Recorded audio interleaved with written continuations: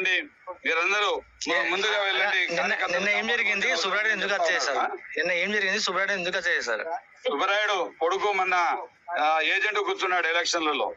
గతంలో ఈ ఊర్లో ఎవరు అతనికి అడ్డు లేదు.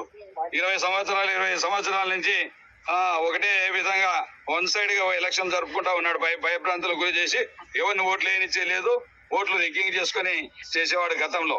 అటువంటిది ఈ రోజు ఎదిరించడం వల్ల ఈ యొక్క బలిజే సుబ్బరాయుడు అనే వ్యక్తిని ఈరోజు దారుణంగా హత్య చేయడం జరిగింది. ఆయన పేదవాడు, చాలా పేదవాడు, అతనికి రాజకీయాలకు సంబంధమే లేదు.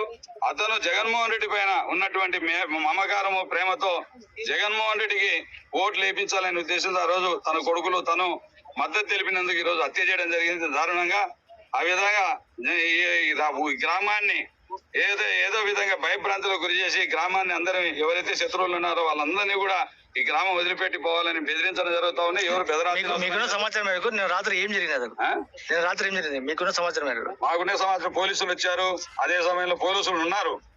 పోలీసులు ఉండి కూడా ఏం చేయలేని పరిస్థితి. ఎస్ఐ నలుగురు పక్క దొబ్బేసి వాళ్ళని ఎస్ఐని 4 కానిస్టేబుల్ బయటికి తోసేసి మిమ్మల్ని కూడా పెట్రోల్ పోసి అంటూ పెడతాం, ఏనా కొడుకులు అడ్డం వస్తారో మిమ్మల్ని ఎవరు కాపాడుతారని చెప్పి కానిస్టేబుల్ కొట్టడం కూడా జరిగింది. అదేంటంటే డిపార్ట్మెంట్ పరువు పోతుంది కాబట్టి వాళ్ళు చెప్పుకోలేనటువంటి పరిస్థితి. కాబట్టి పోలీసులు ఉండి కూడా ఈ హత్యలు జరుగుతా ఉన్నాయంటే దీని వెనక ఎవరున్నారని మా ప్రశ్న. ఒకటే ప్రశ్న, ఈరోజు రకరకాలుగా మా మీదనే వాళ్ళే సరిపోక భూతగాదాలు ఉన్నాయి. గతంలో ఏవో సరిపోక వీళ్ళే చంపుకున్నారు. ఈ రకంగా డ్రామాలు వేస్తూ ఎన్నో రకాలుగా మా మీదనే నిందలు వేయాలని ఒక ప్రయత్నం జరుగుతూ ఉంది. మేము ఏదన్నా చేసిన వాళ్ళం అయితే ఇంత ఊళ్ళో రానియరు మమ్మల్ని ఎవరు.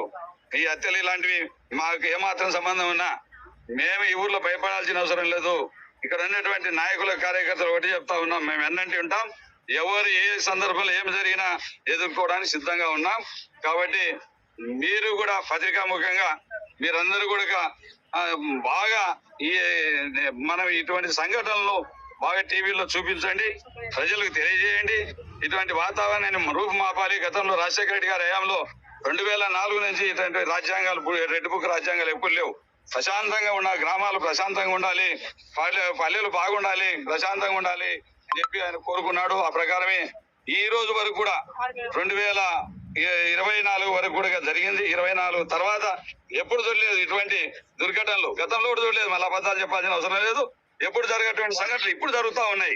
ఈ ఎలక్షన్లలో ఎవరైనా ఓడిపోయే వాళ్ళు ప్రతీకార చర్యలు తీసుకుంటారు.